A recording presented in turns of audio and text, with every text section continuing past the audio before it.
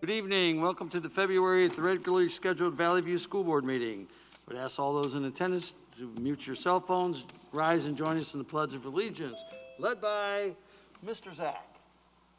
I pledge allegiance to the flag of the United States of America, to the republic for which it stands, one nation, under God, indivisible, with liberty and justice for all. Hope this finds everyone safe and warm. We are back into some semblance of normalcy, having most of the members join us live with others two on the Zoom call. Going down the agenda, I would ask Ms. Campbell if you would read the board affirmation statement, please. Or if you're, there you go. Okay, someone goes. Our mission is to empower all learners to be college, career, and life ready, and to develop, grow, and achieve as productive citizens. Thank you. Board agenda, Ms. Kinder. Yes, sir. We would like to ask that you approve the agenda as presented. Is there a motion? So moved. Second.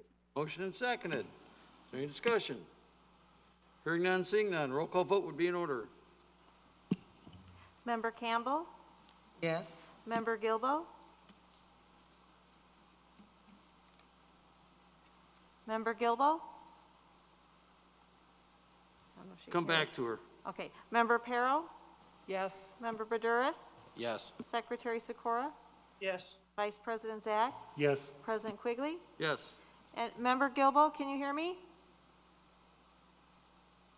She's talking. She must be on mute. She's talking. Yeah. Sally, you're muted. On your end, not ours. There you go. Can you hear me? Yep, there you go. Are you a yes? I'm here. Okay. I don't know what you said because I couldn't hear you before, Oh. so I don't know what We you're just asking. voted on the agenda. Approve the agenda. Oh, okay, yeah. She said yes. Okay. Treasurer's action report. Gary? Yeah, apologies, but I just noticed that these are a bit out of order. The treasurer's report is 5.1, and it corresponds with the correct attachment.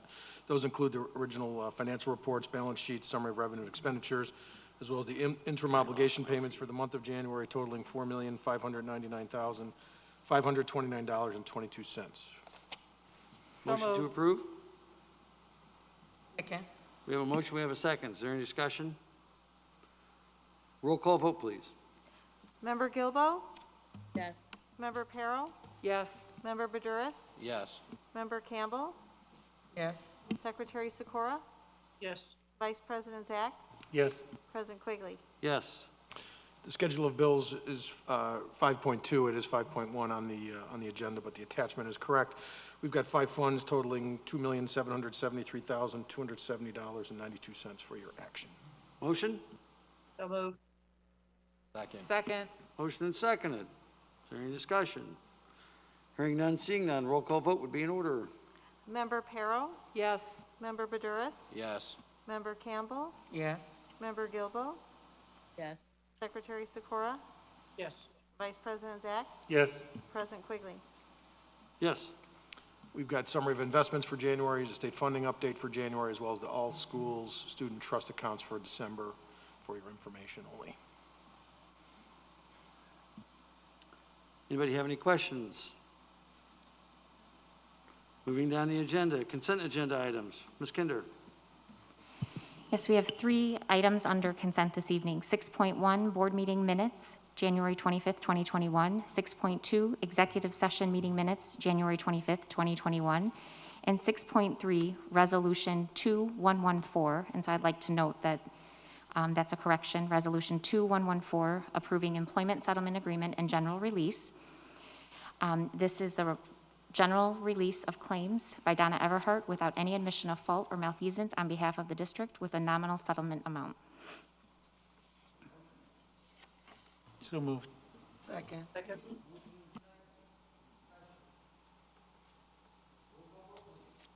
Member Badurus? Yes.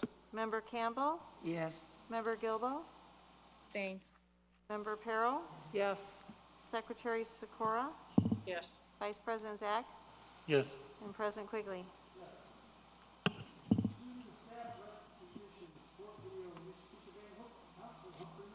I can't hear Steve.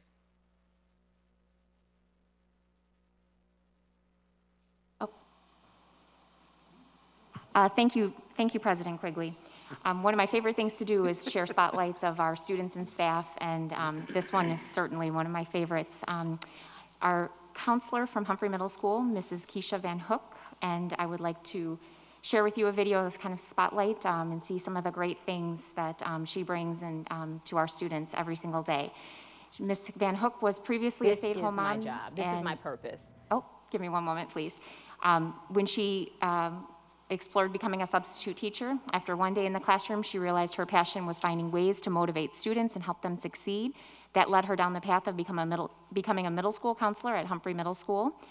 And we celebrate both Black History Month and National School Counseling Week by presenting Mrs. Van Hook in her spotlight video. You'll see her passion, you'll feel it, her heart in helping all kids succeed, and she is particularly invested in raising self-expectations for our young men of color through her Generation Next program. So I present to you Mrs. Keisha Van Hook. This is my job. This is my purpose. No doubt about it. Everyone always wants to find your purpose in life. This is what I'm here for, to help students be successful. How has your job as a school counselor been changed by the COVID-19 pandemic? It has really transitioned how we service, because it's difficult to try to reach a student over Zoom who isn't attending class. You can't really reach them. So our job has become, it's kind of like we're a mobile unit.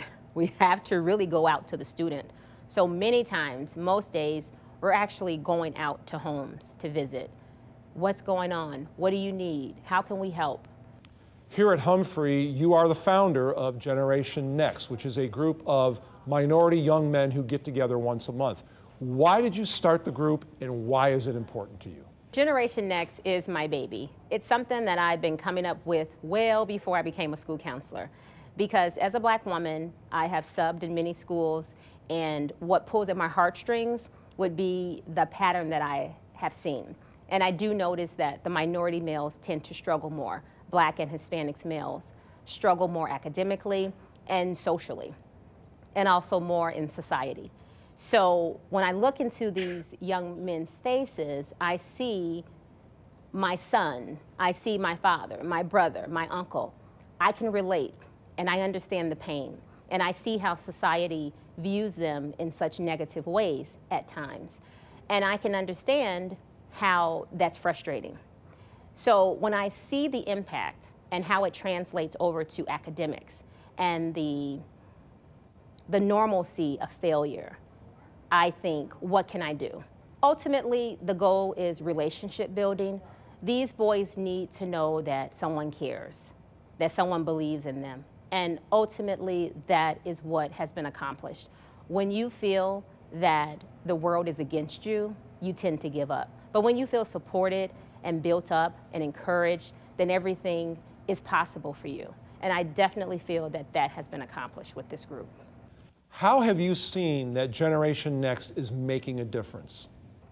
I wanted this program to be for minority males specifically because I want to see in my generation and this generation to come, which is the next generation, I want to see a surplus of Black, Hispanic doctors. I want to see these students go to law school, become judges, lawyers, architects, engineers. I want them to defy the expectations. I want them to defy the stereotypes. I want them to step out in character and dignity and manhood and leadership and run the world and not have people run from them.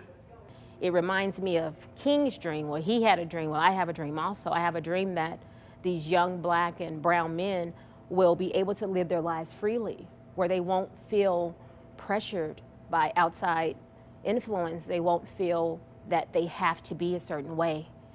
I dream that they will be able to matriculate through law school, medical school, and go on and be prosperous and productive citizens of society.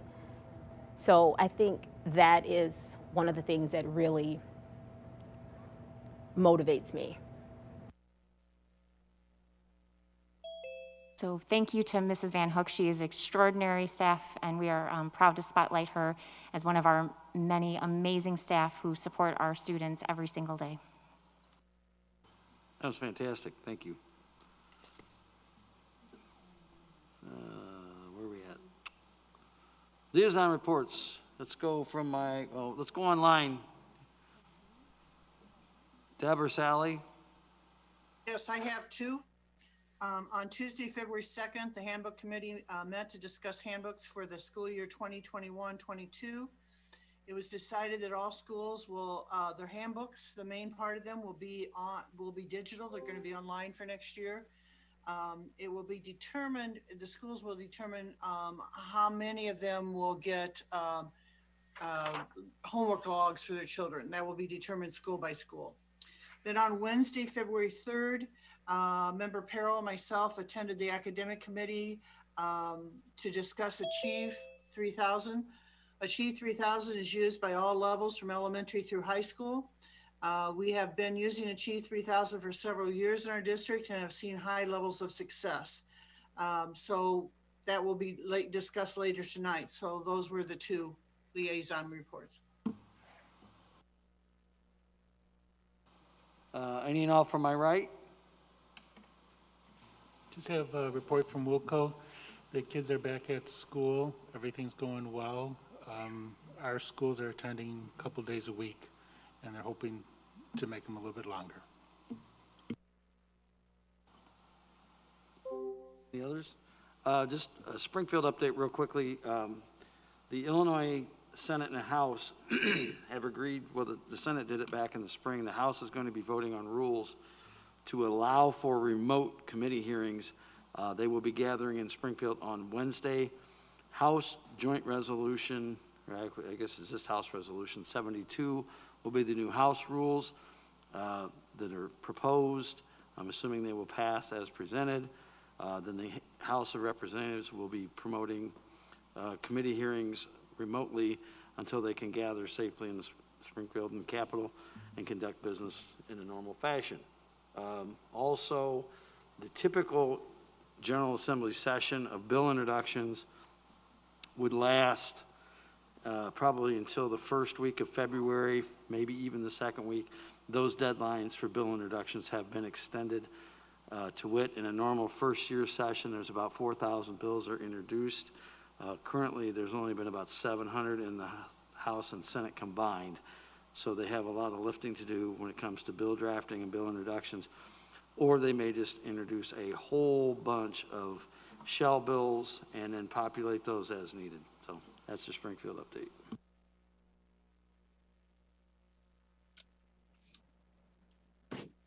Audience participation. Is there anybody in the audience who wishes to address the board this evening? Moving down the agenda. Action reports. Ms. Kinder. No report. Thank you. Ms. White. Good evening. Last time I presented information for the adoption of a new forensics course for the 21-22 school year. Tonight I'm seeking action. Is there any questions?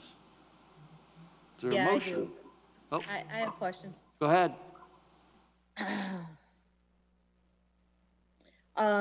This is going to be a hands-on class? Yes, it will be. And also I would like to introduce, I believe we have some members of our secondary team to help answer any questions that you may have. Is that your only question, Member Gilbo? No. Okay, well, I'd like to introduce Executive Director Adam Herder. And if Adam, you have any other members on the call? Before we go to that, let's have a motion first. So moved. Motion and seconded. Now, is there any discussion? Okay, go ahead. Mr. Herder, are you on? I see your face. You're sporting a really spiffy beard there too, I might add. Thank you, sir. Mm-hmm. Probably a little more gray in there than you hoped for. A lot more, yes. So Sally, what was your question? If Adam, if you wouldn't mind just talking about hands-on and how we will be able to do that compared to online. I can also, Christy Vey, our Director of Math and Science Curriculum for our secondary schools, is on the call as well and could go into some of the further specifics. I know for all of our courses, this included, it's a proposed course for the 22-23 school year, in which case we would likely be, back on site. However, like with all of our courses, we are imagining what it would look like to offer remote possibilities. And so in several of our science courses, I know we have a few different options on the online curriculum that's available is starting to expand significantly to sort of cover that demand. But when it comes specifically to the forensics course, we introduced Christy Vey, who can give a little bit more detailed information on that. Sure, thanks, Adam. Our team that presented last week, the educators talked around what this would look like possibly for August. So we had budgeted around purchasing extra materials so that each student would have their own supplies so that supplies wouldn't have to be shared back and forth. Also, as Adam mentioned, there's a lot more online opportunity to meet the demands of the skills for the forensics course that have come into play so that they could utilize those resources as well.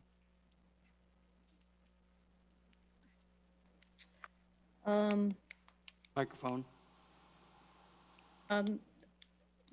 Thank you. That's fine. Okay, thank you.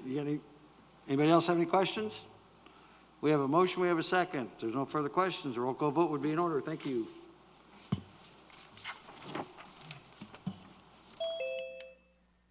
Member Perro? Yes. Member Gilbo?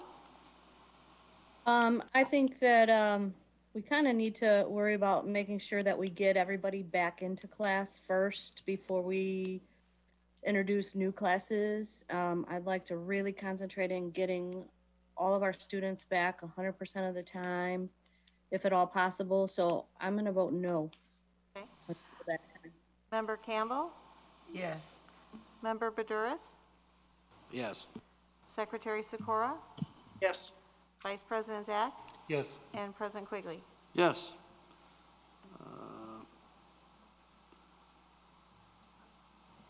Action item number 12, Mr. Grizafi. Yes, Resolution. at the January 25th meeting, we brought an information report presenting the 10-year life safety survey. As required by school code, all districts must conduct a safety survey report of its buildings every 10 years, report of which is intended to identify any life safety issues in the facilities and recommend a remedy to bring violations into compliance. We've got two exhibits as part of the action this evening. One is the expiring report. We'll be asking approval for a resolution to submit that for closeout, as well as Exhibit B, which is the new report as prepared by TRIA Architecture. This survey would begin here in 2021 and end in 2031. Question was asked at the last meeting what the prior 10-year survey total was. At the time, it was $569,000. We adjust that for CPI over those 10 years and would come up with a $677,000 cost. So again, not too bad. This report, we were in the $460,000 range. So again, I think it definitely speaks volumes to the condition of our buildings. They are well kept, well maintained, and really, very some minor findings in the report across the 21 campuses. So at this time, we are recommending approval of resolution for a statement of completion for the 2009-2010 10-year survey. That's resolution 2013, and 2011 is the approval of the final 2020 life safety survey prepared by TRIA Architecture for the upcoming 10-year period. Is there a motion? So moved. Second. Motion and seconded. I just have a comment that it goes without saying, but I'm going to say it anyway. We take the safety and security of our students and staff and taking care of our buildings very, very seriously.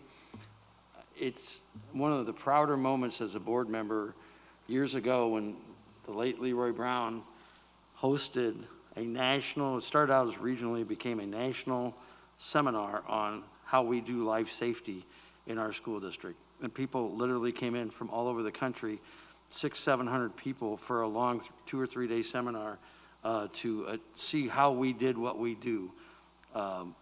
It's just something that we should all be proud of And I know that, these are the facilities that belong to everybody in the community, not just people who have kids, because these buildings are used constantly. And we all know that, and we maintain them because they are, and we have a duty to do that. And I think we don't want to see our buildings run down.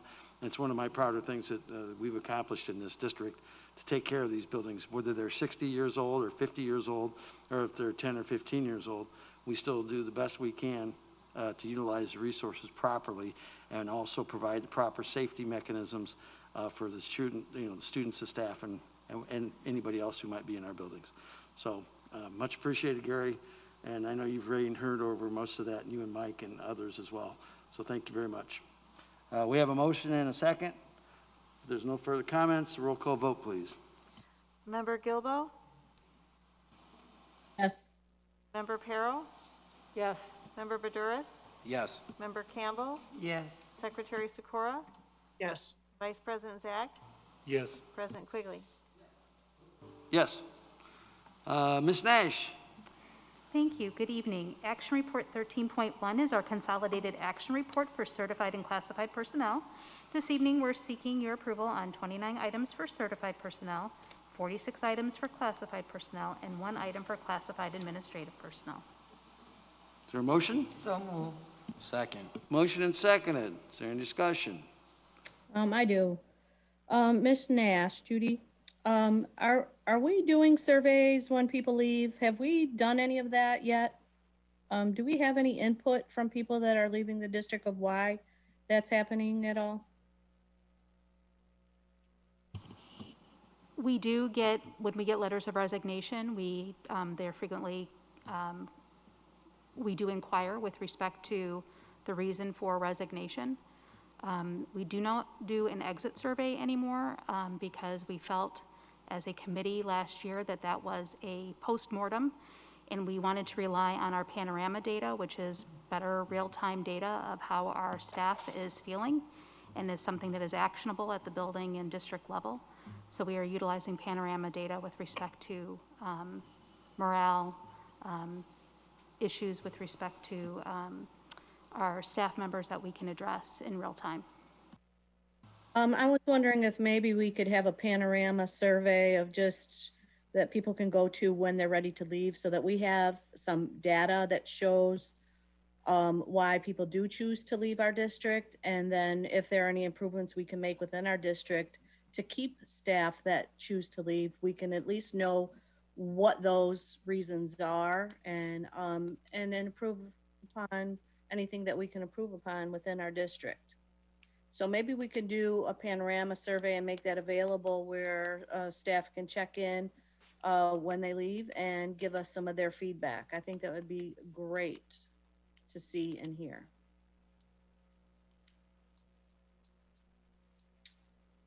I'm not for certain that Panorama offers an exit survey for that purpose. That really isn't the purpose of Panorama, but I will certainly take back to the Strategy 5 committee who deals with the retention of staff, the suggestion that we reinstitute exit surveys, and we'll determine whether or not we feel that that's the best way to collect information as a committee. Ms. Gilbo, I would also like to comment that typically we receive a resignation letter that includes some level of detail, or we have some knowledge of why individuals would be resigning. It is a rare circumstance where we have no knowledge of the reason. The most common reasons, and the ones of late, could be related to childcare, caring for a child, or family matter, or moving out of state, or accepting another job.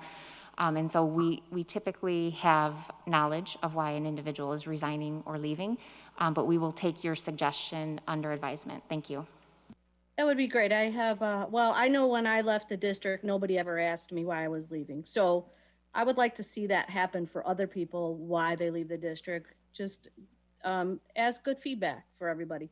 And the other question I have for you, Ms. Nash, is Panorama surveys. Usually we create the surveys within Panorama. Am I correct? Those are like custom made surveys. So it would be something that we would be able to do to see that feedback.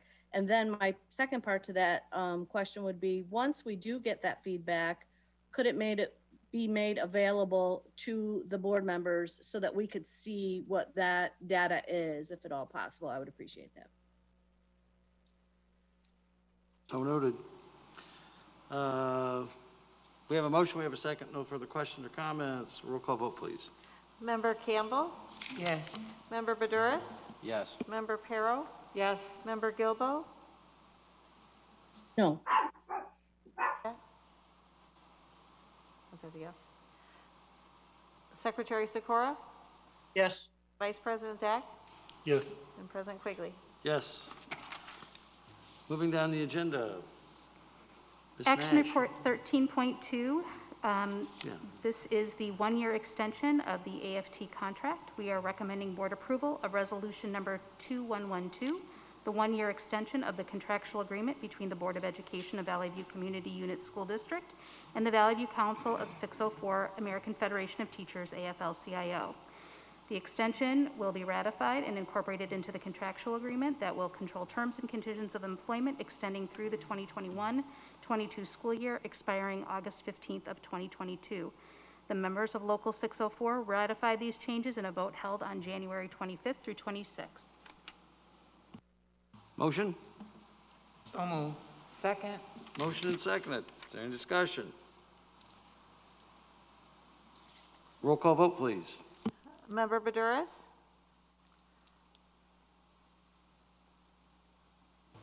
Yes. Member Campbell, Yes. Member Gilbo, No. Member Perro, Yes. Secretary Sikora, Yes. Vice President Zach, Yes. and President Quigley. Yes.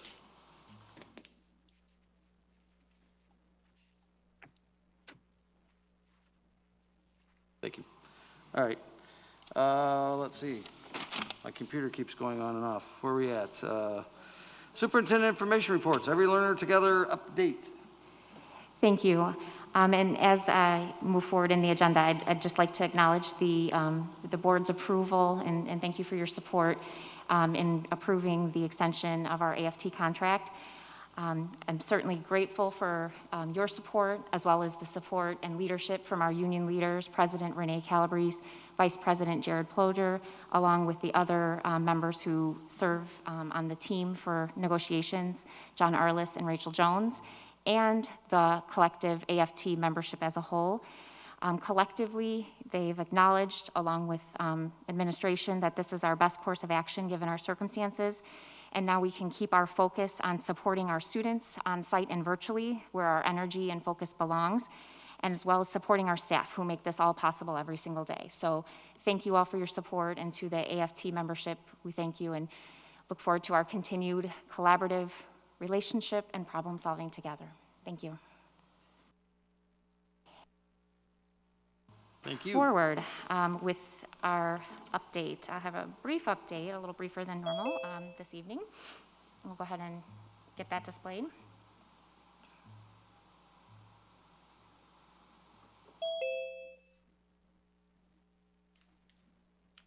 Okay, so a few topics just for our update today, and I'm trying to streamline these updates, and I will include additional information whenever warranted and necessary. So on our return, athletics and activities, our health metrics, staff vaccinations, and health and safety reminders. So tomorrow we welcome back our last group, our last transition with our high school sophomores and juniors who are scheduled to be on site tomorrow. And so we're very excited to then have all of our hybrid learners on their rotation on site. And it's gone extremely smoothly. It's been a great transition. Students and staff and families have all adapted and adjusted so well. And as I said last week, and I'll continue to say, it is just absolutely amazing to have our staff and students back together and have the energy and connection from being in person. So we're excited about that.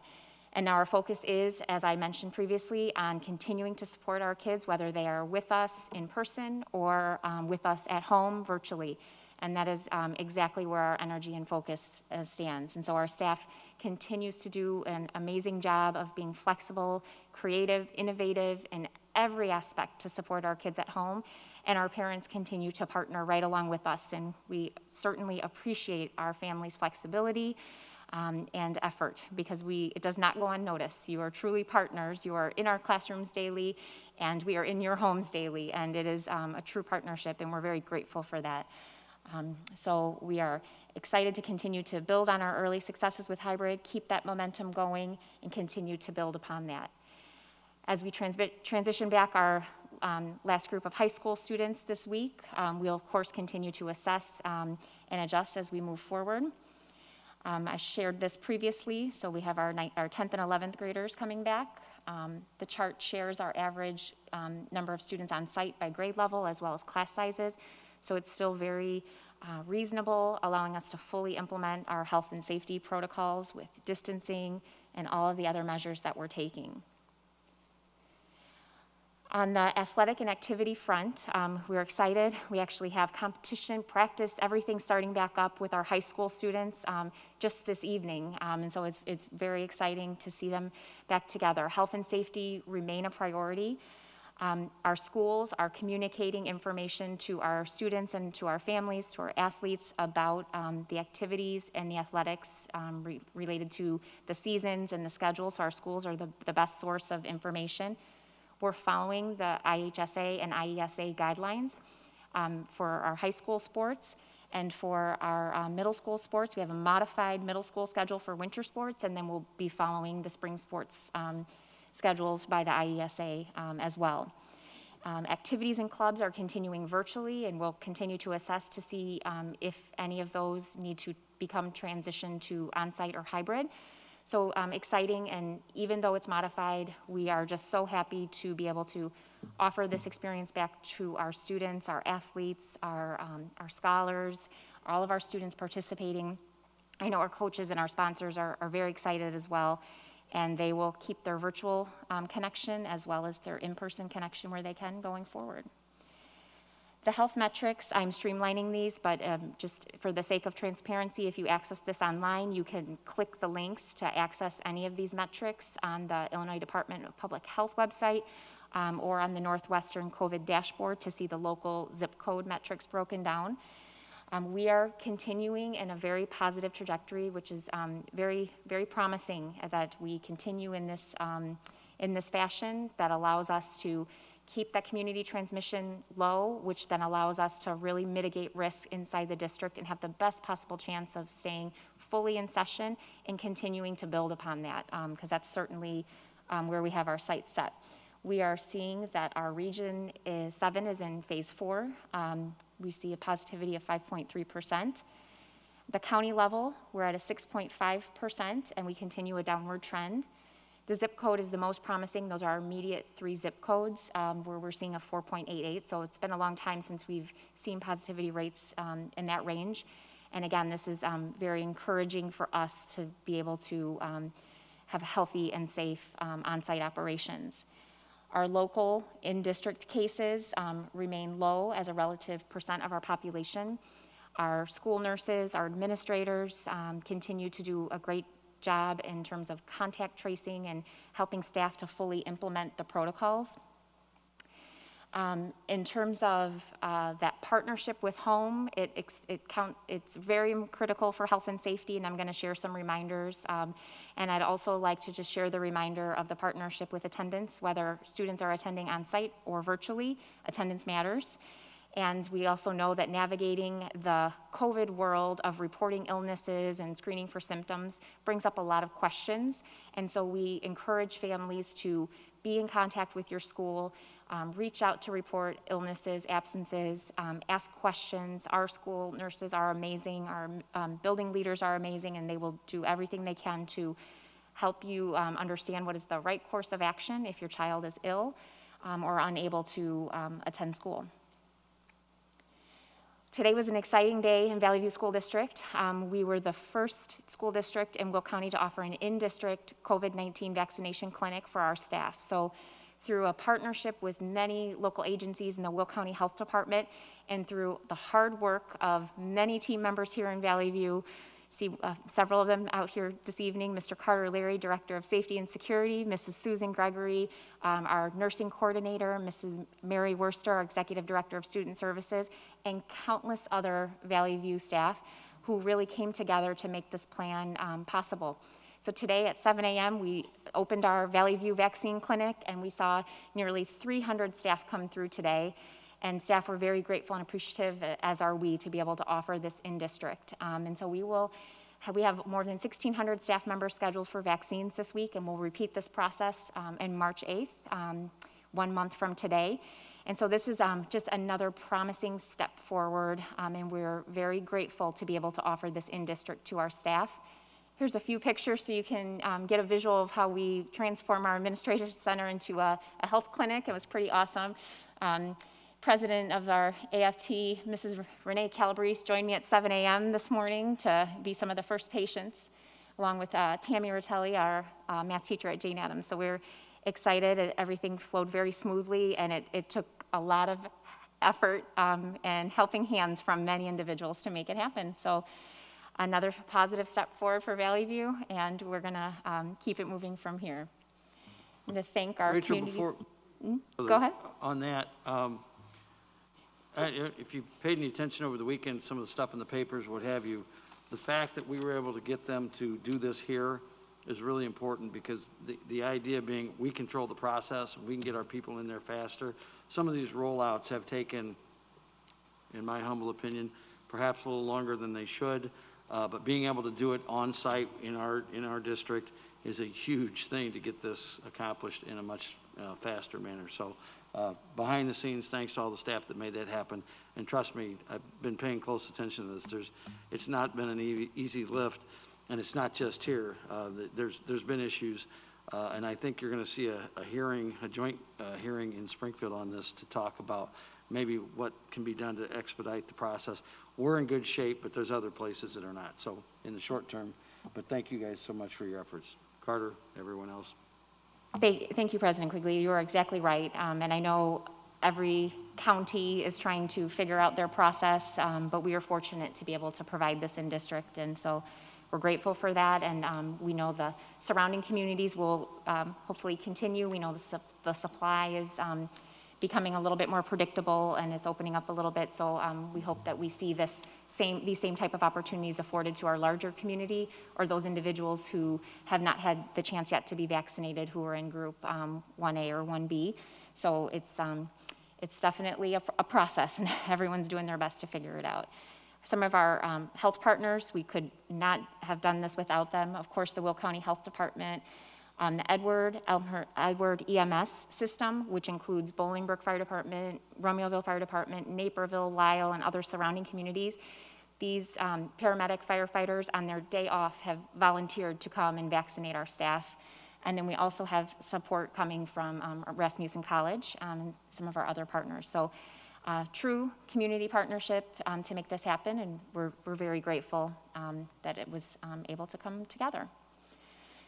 So aside from vaccinations, as more individuals become vaccinated, we of course still need to take all of our health and safety precautions, just sharing some reminders, as well as our daily symptom checking and screening self-certification process for staff and students. These are all important steps that together in combination help us take every measure possible to minimize risk and to keep everyone healthy and safe, and that is our ultimate priority. So we thank everyone, and I'll tell you, it is extremely impressive how well our kids, even our little ones, just came right along with adapting to the changes that we're expecting of them, and they're doing such a great job, and our staff is as well. So can't do it alone. It's going to take all of us to keep at it. We will continue to share updates. Your schools are the best source of information with their regular communication. We'll have regular updates here. And of course, if anything becomes timely, we will provide additional updates. Thank you very much. Thank you. Moving down the agenda. I have a question, Steve, for Rachel. Rachel, we got some feedback from the community saying about, well, I guess it's a concern about students that are participating online and with their screens turned off, and how much I guess it's kind of difficult for students that are online and you can see them, as opposed to the ones that are not, because the ones that are not, okay, for a perfect example right here, you can see Deb and I and whoever is talking in the group, and I can see what Deb's doing, and it's a little bit of a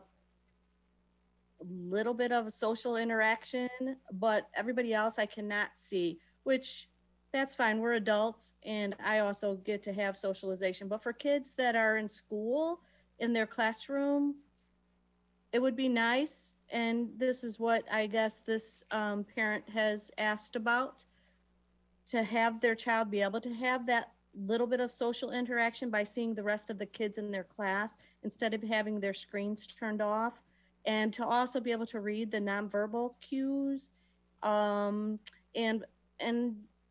maybe for the teachers to see, like I might have a questioned look on my face that you might not be able to see if that screen is turned off. I might be distracted by something else, and you might not know because that screen is turned off. So I guess my question is, how much of that is going on? Is it encouraged for other students to participate visually in the classrooms, in Zoom classrooms? Is it encouraged by, and I guess I'm encouraging parents and staff to make that more possible for students as well, because I can see the value of it. But how much is that encouraged? If you could help out with that, I'd appreciate it. It is definitely encouraged by our teachers and by our building leaders and district leaders as well. We know in particular levels, there's more of that occurring where students don't always have their screen on. Of course, they need to have their screen on to check into the room. We see more participation with the screens on in breakout rooms and smaller groups. There's different reasons why a student may not have their screen on. I know for certain that our teachers are very focused on engagement, on learning, and engagement doesn't always have to come through having the screen on. So through working in the chat or working through the program, the software platform that they're operating on, through having small group breakout discussions. And our teachers are working very much to encourage students to be fully engaged, both visually and in the learning, and because otherwise they have no idea where their students are in their learning. So our teachers do a great job. I know it can be very much a challenge, and it's something that they're continuing to encourage, continuing to try new strategies to increase that. And then our administrators and student services teams support if there's an individual student concern, because essentially if a student is logged in but not engaging, not visible, it's the same as missing school. It's it's comparable to being truant from school. So we do have our teams following up to support teachers with that, and with middle school in particular, where I know that there was a parent concern, which I've spoken with that parent. And I know that we are definitely, even as recent as today, following up with our middle school leaders. So they are checking in with their teacher teams and getting feedback on what supports they need, and how we can continue to encourage that for students. So we also recognize the importance, and we definitely prioritize that our students are engaged. Thank you. I think that would be a great idea. Thank you.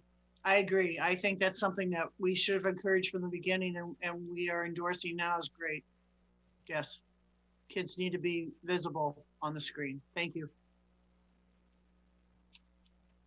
Where are we at on the agenda? Legal services report? At 14.2. Oh, I'm sorry. Yep, that is. Meeting schedule, yep. Yeah, this is an easy one. Board of Education meeting schedule for the 21-22 school year is being presented for your review. We will seek approval on that at the next board meeting. If you have any input, you can direct that to Shelley Casey. Got that. Next meeting. Take a look at the schedule. Curriculum resource renewal. Yes, thank you. 14.3. Information is being brought forth prior to seeking approval for the renewal of Achieve 3000 curriculum resource.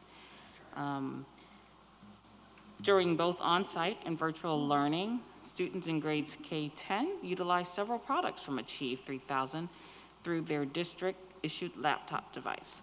Achieve 3000 is a curriculum resource that educators utilize both in person and virtually to focus on the development of literacy and mathematical skills. Also, just want to mention that the utilization of Achieve 3000 products supports the district's implementation of Strategic Plan Goal 1, Student Learning, and Goal 3. And at this time, I'm going to introduce our Executive Director of Pre-K 5, Jill Sakalis, and also Mr. Adam Herder, Executive Director of Educational Services 612. And they have members of their teams with them, and they're going to present more information about Achieve.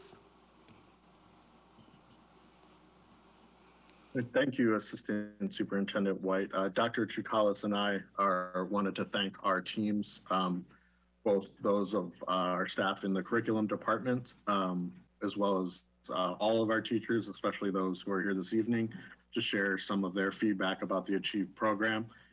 Please go to the next slide, slide 2, please. A quick background on Achieve 3000. We've been using this product in Valley View for 10 years. Beginning with pilot programs of several of the resources offered, and then on to full implementation of those programs in all of our classrooms, depending on the grade level. As Assistant Superintendent White and Member Sikora mentioned, students in kindergarten through our high school utilize different Achieve 3000 products. Those would include the Smarty Ants program, which is literacy for our earliest learners, Achieve 3000 Literacy, Achieve Actively Learn, which is used in our middle schools and beginning to expand into our high schools for curriculum delivery, both online and in person, and Achieve 3000 Mathematics, which we are just beginning to pilot this school year and then moving forward in our middle school buildings to begin. Next, I'd like to introduce Kara Jennings, who will walk us through some of the information. She is our Director for Literacy for Secondary. You'll also hear from Nicole Cunahan, who's our Director of Curriculum for all of our pre-K and elementary buildings, and Christy Vay, who is our Director of Curriculum for Math and Science at the secondary level. And then we also have a slide which will introduce our 3 educators who are with us tonight, Ms. Allen, Ms. Miller, and Mr. Reynoldson. So Kara, we can go to slide 3, please. Sure. Hi, everybody. I'm Kara Jennings, and I am excited to be here tonight to share with you information about Achieve, not only because I actually piloted the program when I was in the classroom. I had used it several years with students of my own and have seen the effectiveness of the program.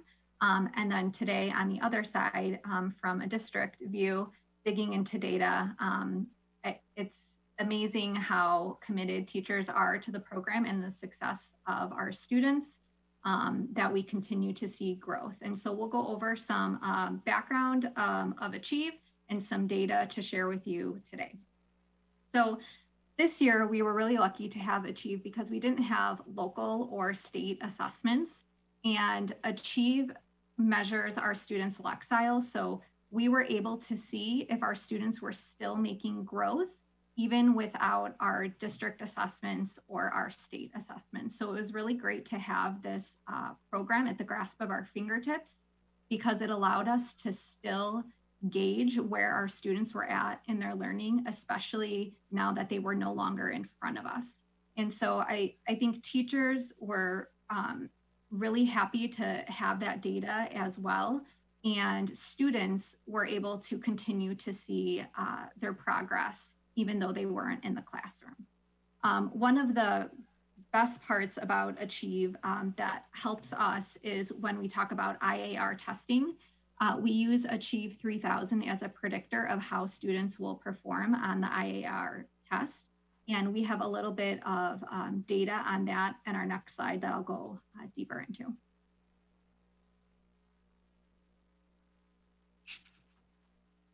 So Achieve 3000 did an impact study on our school district because they were really impressed with the growth that our students were making.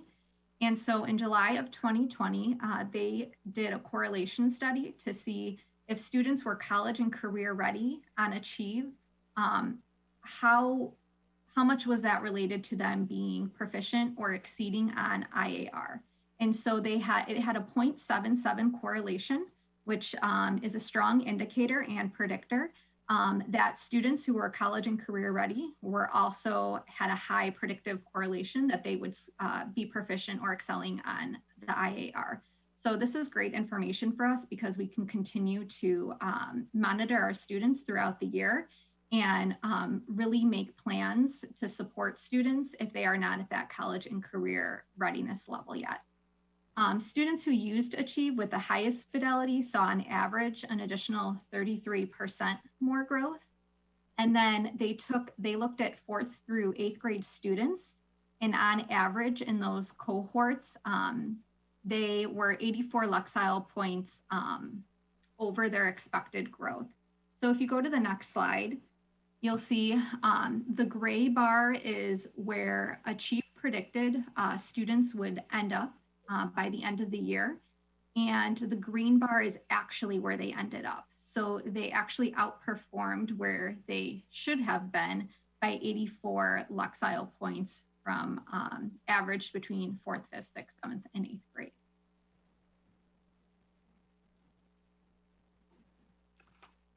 We have, before I continue with the data, we do have some teachers with us here, and we have a teacher from representing each level. And they would just like to share how they use the program and what they find successful about it. So I will hand it off to Kelly. May I ask before you continue on that let's try not to use acronyms. I know in the educational world it's so easy to do, but we have parents out there in community that do not know those acronyms, so let's try to stay away from that if you would, please. Sure. If you would, I know I had said IAR, which is the Illinois Assessment for Readiness, and that is the test that our 6th through 8th graders take. Could you explain what Luxile is as well, please, for everybody? Sure. So Luxile is a measure of where students are at in their reading.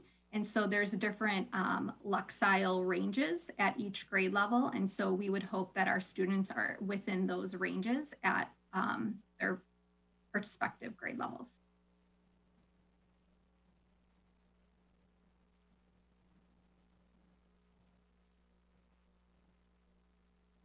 I'm not sure if Kelly is frozen or if she's ready to go. Kelly looks frozen. Okay, maybe we can. No, I think she's back now. Okay.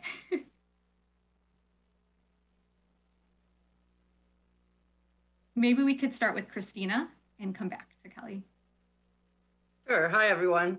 As Kara said, I've been teaching at Jane Addams for as long as the Achieve program has been in place. And I really have nothing but good things to say about the program. I think one of the nice things about it is, as Kara was just explaining with the Luxile, students are able to see tangible results. They get a number that tells them what their reading level is. And it's something that, as they progress through the program and they do more activities, they're able to see and feel success. And when you have students in your classroom who maybe don't read at, like I teach 8th grade, when I have students in my classroom who don't read at an 8th grade level, on Achieve, they are reading the article at their reading level. So it meets them where they are.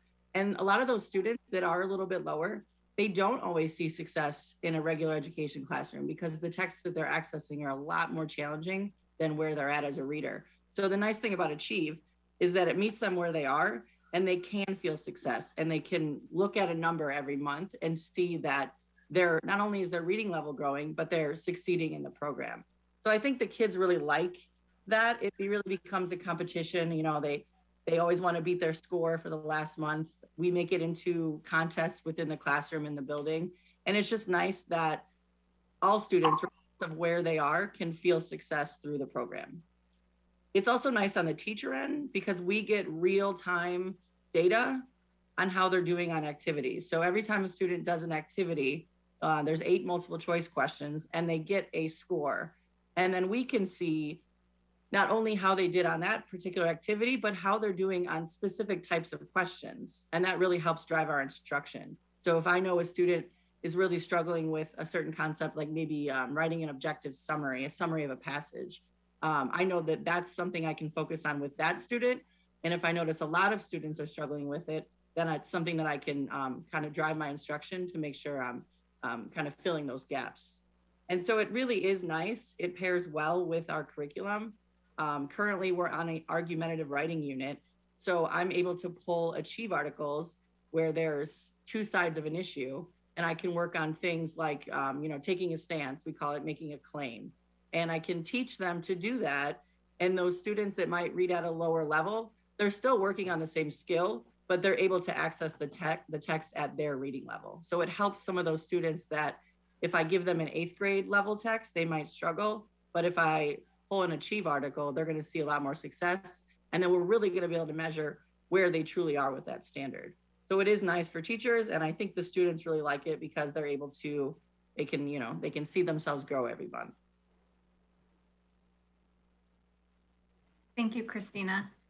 Let's try to go back to, sorry, were there any questions for her or can we go back to Kelly? I'd like to say, Christina, you did a great job of explaining that. Thank you. No problem.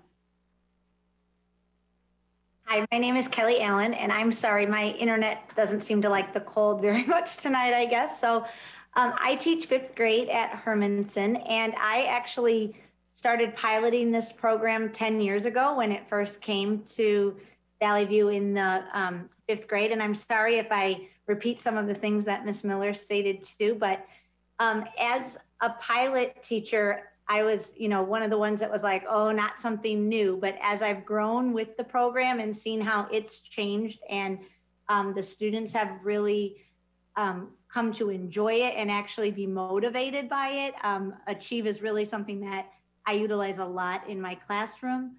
As from the teacher's point of view, again, those articles are at their level, so you feel confident in that you're truly assessing what the students are capable of. But then they also are exposed to more challenging text because there are things called stretch articles, which are, a little bit above where they are, and that you can use to kind of for their instructional level versus their independent level, which is nice for teachers that it's all in one place and you're not having to go kind of pull and grab things from other places. One of the other key things is because they're able to read the article at their own level, the class discussions are very, just everyone is participating. There's a lot of engagement because although they're reading at their own level and may not have the higher text, they all are understanding the topic and what we are talking about. Another thing for teachers is the reports are really critical. They tell you lots of things besides their Lexile. It breaks down, what standards are they meeting, what skills are they meeting, and what ones are they struggling with. So we use those a lot as well. As for the students actually, I think, thrive on the structure of the program, and that each time in the elementary level we do, it's like a 5-step process where they're answering a poll question to kind of build their background, and then they get to read the question, answer the activity questions, then do an after question poll too to see if they've kind of changed their opinion. And all students are able to do that. And then the last part is where it ties in our writing, where we've been able to really tie in the claim, evidence, and reasoning with the articles that the students are reading at their level. And the last thing that they really enjoy when I asked my students, besides being motivated to get a 75 or higher so their Lexile level adjusts each month, they like to go to the career center where they can kind of put in a career of their choice that they are interested in, and it lets them know where their Lexile falls in relation to what kind of Lexile someone with that career would need. So it kind of really gives them something to look forward to for as far as the future as well.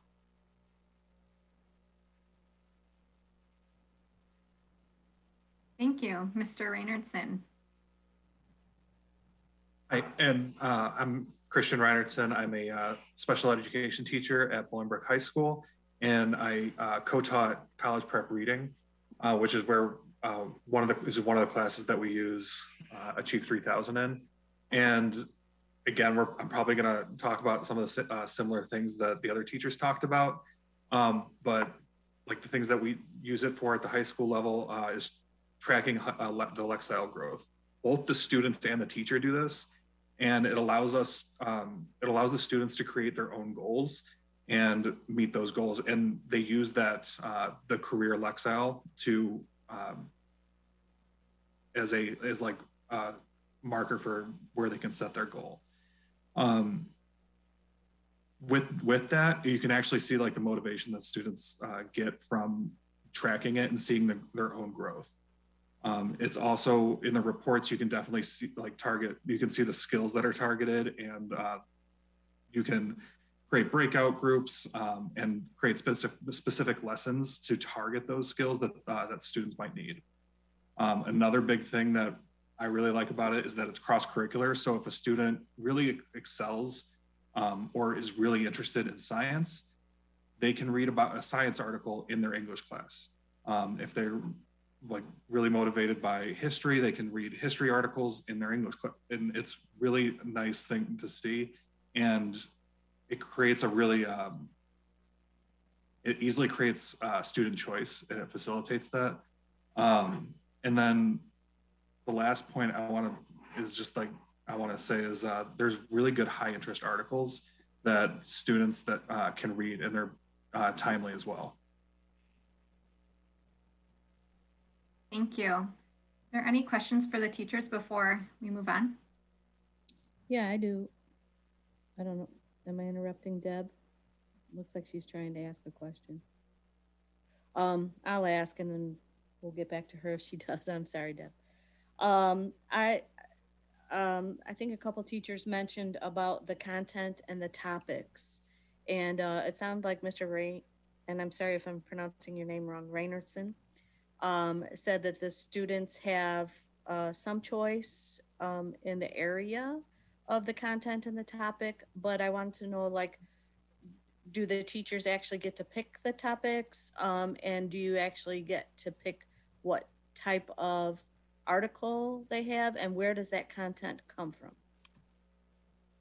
Sure. So teachers are able to either assign topic articles to students. So like Ms. Miller mentioned, if they were doing a research unit and they saw that the article went nicely with the research, they could assign and push that article out to all students.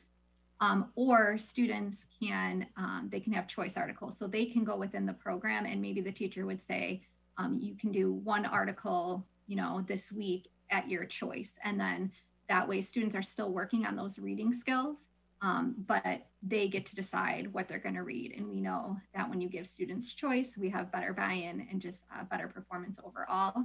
So we really like to balance it with trying to connect it to the curriculum, and that would be teacher choice, but then also allowing students to have choice as well. Is there a table of contents? Is there a database? How do you go into find? Yeah, so there's a search area on there, and you can put in a keyword, and then all of the articles that have to do with that would pop up. And then Achieve is constantly putting out more, you know, more current, and they're updating it all the time.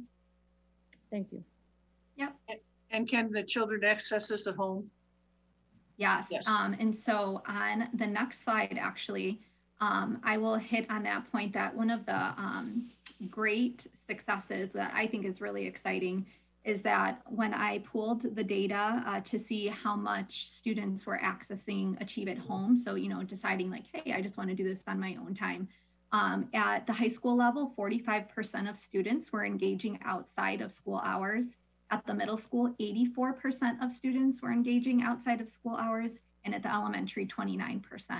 So even, you know, whether that's homework or whether they are just deciding to go home and do it, there's Achieve hosts like little competitions every so often throughout the year. And we have lots of teachers who have been winners in the past. And so they're like little contests. And so then when the kids are in a contest, they're like, oh, I'm going to go home and I'm going to try to do, you know, 3 articles today, so our class can be at the top of the scoreboard. So it's very motivating. Again, no matter what level a student is at, it gives them an opportunity to see success and to grow their Lexile. So it's really great that, you know, not only can they use it at home, they are using it at home after school hours.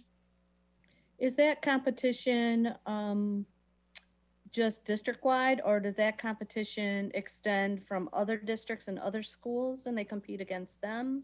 Yep, so they have both. They'll have like a top scorer, and that could be in the district, and then it could also be, you know, throughout Achieve, like the top score of Achieve, of anyone who's using Achieve. And so we try to celebrate at the buildings, and we actually have one celebration coming up from our student at Bolingbrook High School who was named over winter. She had like completed the most articles at the highest success rate.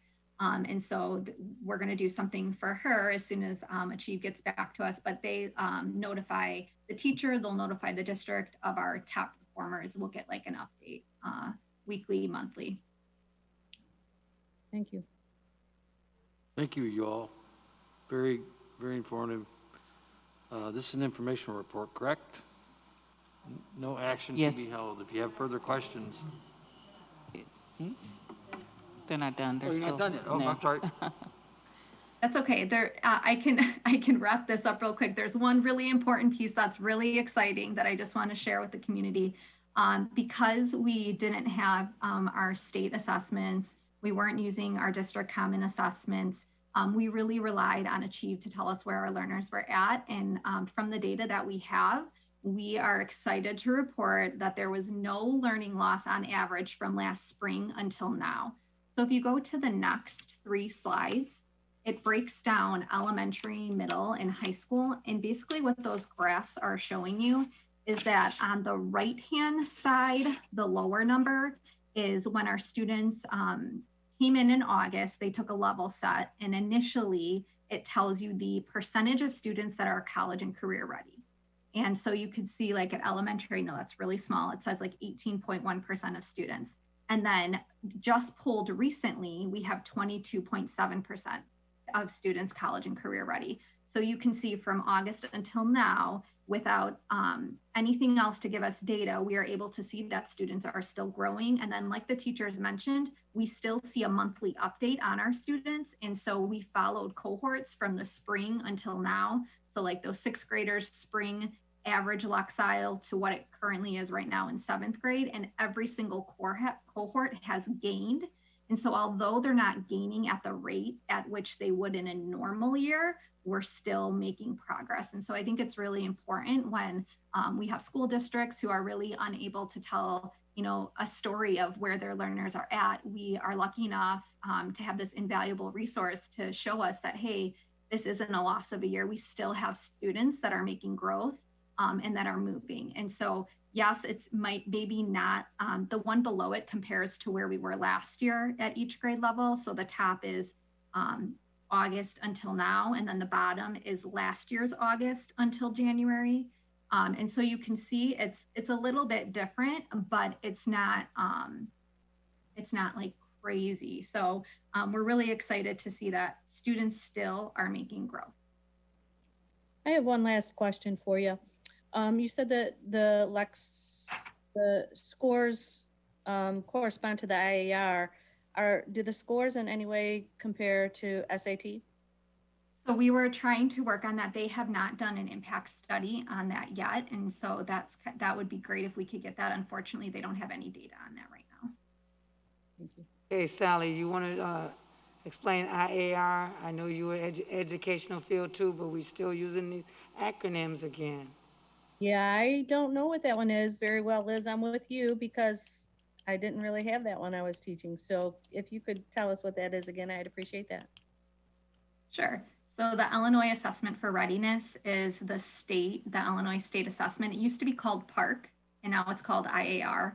And so that is the test that elementary, middle school kids take each year, and that is what the district's report card is reported on, is how students performed on that assessment. And Adam or Nicole, if you'd like to add on that, feel free.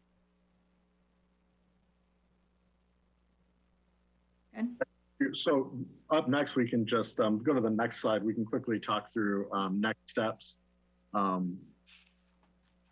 for how this will be implemented going forward. Nicole Cunahan, our director for elementary curriculum, can explain that.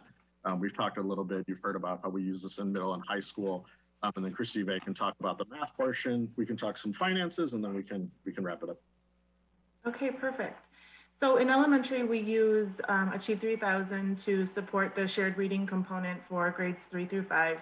Our second grade challenge students are also using Achieve 3000. We not only use it for the shared reading component, but we also use this to support our writing about reading. So we use the claim evidence and reasoning structure to use Achieve as well. Our K2 students use Smarty Ants, which is a foundational program. So they are able to use that, and that is for our monolingual and our bilingual students. And we also have planned to use it for the summer learning that's going to be taking place this summer. And we've also previously used it as a tutoring tool in some of our buildings as well. And then at the middle school, we would continue to use this as part of our curriculum for social studies and ELA. Students work in the class at least twice a week with the program. And then Actively Learn is an add-on that we added on, I believe, 2 years ago. And that would be continued to be used for our online platform to streamline curriculum. And then in high school, we would continue to use Achieve 3000 to support literacy, and then pilot the Actively Learn piece as well.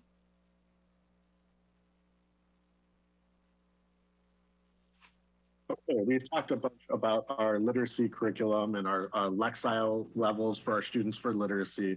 One of the exciting parts of this information report in our proposal is an emerging math tool within Achieve 3000 that we would like to make sure we renew beyond our current pilot. And so Christy Vay will take us through that information on the next slide. Sure. So just like our students look forward to, as the teacher stated, finding out their Lexile and being able to track their growth, we don't have that type of measure on the math front with any of our products. And so Achieve has been able to acquire a product that will give them a quantile score, which is something similar to a Lexile. There's grade band ranges, and kids will be able to have goals that they set to improve that and be able to track and show growth. It is a brand new product they've acquired. They're using us in our feedback to make it the best possible product. You've seen and heard from the teachers how it's changed over the last 8 years, and Valley View has been a partner in making those changes happen. And we look forward to our partnership on the math side of what we can do to create an amazing math product to support our district's understanding of where our students are at and predict their growth to be successful on state assessments and in future life ready skills. Okay, and on our final slide here, if you could go to the next slide, we just have financial information for our proposal. What we have done in the past is bought different products on separate contracts to pilot them and see if they were effective, and then adopt them at different grade levels. We have the opportunity now to bundle all of these resources into one contract. By bundling those resources, and by being a priority customer for a decade with the Achieve 3000 company, we also were able to get a discount on professional development support as we continue to expand the products and support teachers, which brings us to an annual average cost of $440,000. We have the opportunity to pay up front with grant funding. So again, this would be exclusively funded from grants. It would allow us to pay the 5-year renewal fee up front of $2.2 million, which would mean that we would be available for this product, for our teachers for the next 5 years. And we would be getting a discount on the average annual cost based on what was negotiated, again, for bundling, paying up front, being a priority customer. And if we had continued with our prior way of billing and securing contracts, our annual cost would have been over the average $440,000 cost. So while, of course, it's not a minor number, we would, by doing it this way, we're actually able to save money on an annual average basis. And again, just to reiterate, that's grant funding that the district has available to it this year. That's 100% grant funded? Absolutely, 100%. Did, since they added the math component, did the price go up, or is it just a math component that's added? So right now we were, like if we could just extend the math component, for example, what we end up getting a discount on is by adding the math component and bundling it with all the literacy resources in one contract. So it's a little bit apples to oranges because the pricing structure has changed over the years for how they charge us. Based on their current pricing model, though, we were able to have them kind of work it up if we went with separate contracts or if we bundled the contract. So that's kind of the all-in price with the math piece included. Thank you. And if you go to the next slide, that would be our appreciation for the chance to present this. Question, Thank you very much. sorry. Other questions, So what please? is the benefit of, must be a greater benefit since that this contract does not expire to the end of June and you're bringing it to us in February? So what's the benefit of that? It's a good question. So one of the reasons we wanted to talk now was by completing the contract now and being able to pay up front with grant funding, we wouldn't pay immediately, but by being able to bring this for information and ultimately action, if the board chose to approve our proposal, we would be able to commit to the contract, within the next month or so, which allows us to access this price. I don't want because something you said that I didn't hear. Could just so back up a few sentences for me so I don't have to have you to repeat it all. I didn't hear the beginning of what was the benefit of us doing this in February when we have to June. So just those first previous sentences, please. Sure. So two main reasons. One, that we can access this price now. It's not immediately payable now, but we would be agreeing to the contract, assuming, whatever the board chooses, if the board chooses to approve this upon action at the next meeting. The other reason being that our educators are aware that our contract is up. And so this is something that we wanted to lock in just so we could take it kind of off the table, and something that all our educators would be very confident that we're going to have it for the foreseeable future since it's relied upon so heavily. So those would be the two major reasons. So are we locking in now or are we paying now? We're locking in now. The payment would come out of grant funding as appropriate. We would ask the board for approval at the next meeting. And if the board approved, we would be able to lock in at that time by approving the contract. So are we paying at the next time? So the contract ends in June. So are we paying now, February, March, April, May, or June? When are we paying, not locking in? After we would fully execute the contract, we would be invoiced. So over the next couple of months, we'd be paying. It is grant funds from this fiscal year, so it would need to occur prior to the end of the grant funding. So to answer your question, it would be if we got approval at the end of February, we executed the contract, had it reviewed by legal, I would say we'd probably be paying by March is when we typically do all of our renewals. And we are in, believe it or not, in the mode of planning and budgeting for next school year. And so we would appropriately allocate those grant funds now and get that wrapped up by March, April at the latest. Where do the grants come from? Most of these grants are federal dollars, so they're allocated to us based on district demographics. For example, the percentage of students receiving free and reduced lunch. That's one area, like for our Title I grant, for example. And that's directly to support the achievement and supporting students who are low socioeconomic status or at risk. So they're federal dollars. Thank you to everybody who came tonight. Giving up your time. Are there any other Thank questions? If not, moving down the agenda, legal services report. She has no report. Association reports, Renee, AFT. She's been sitting there patiently.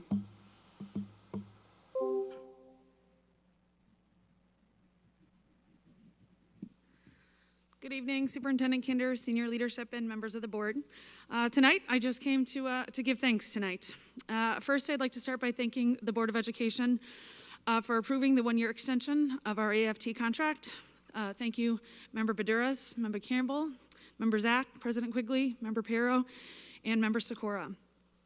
For those of you that didn't vote yes, well, I'd like to say that I'm surprised, but I'm not. Please know that our membership is watching, and we are looking forward to the upcoming Board of Elections this spring. I'm extremely thankful that I was, again, able to collaborate with Superintendent Kinder and Assistant Superintendent Grazafi to get this done. This is a win-win for all of us in my eyes. Our top priority has been and is seeing these transitions out, and now that we can continue to focus on this, I am extremely grateful.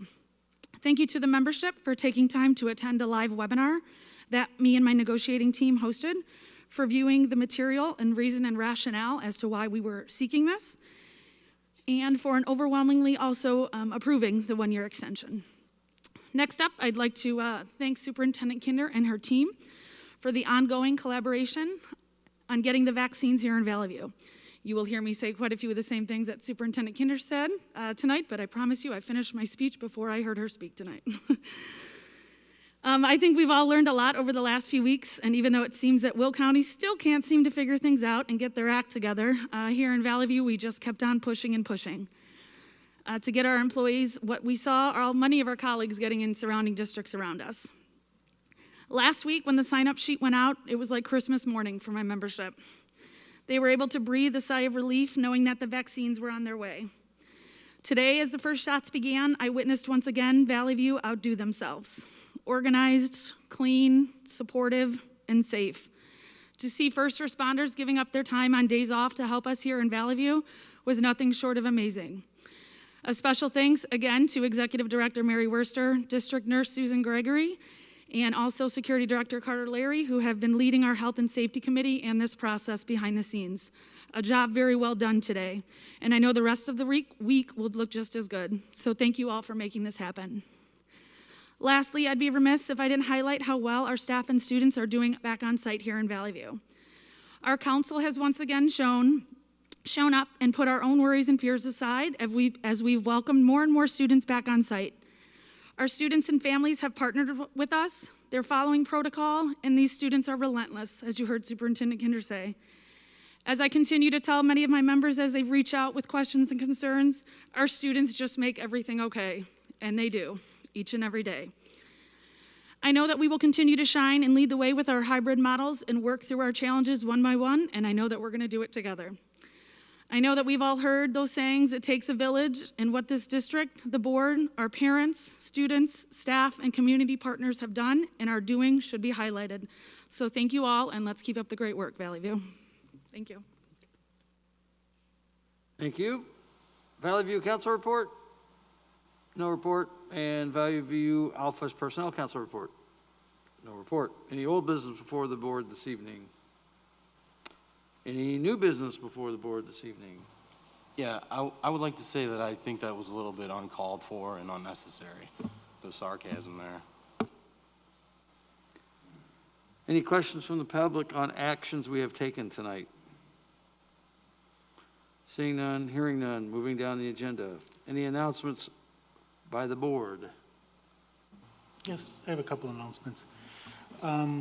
This is Black History Month. I would like to acknowledge the valuable contributions of African Americans to our community and our country. I also would like to say something about the vaccines. Deb and I sit on that planning committee.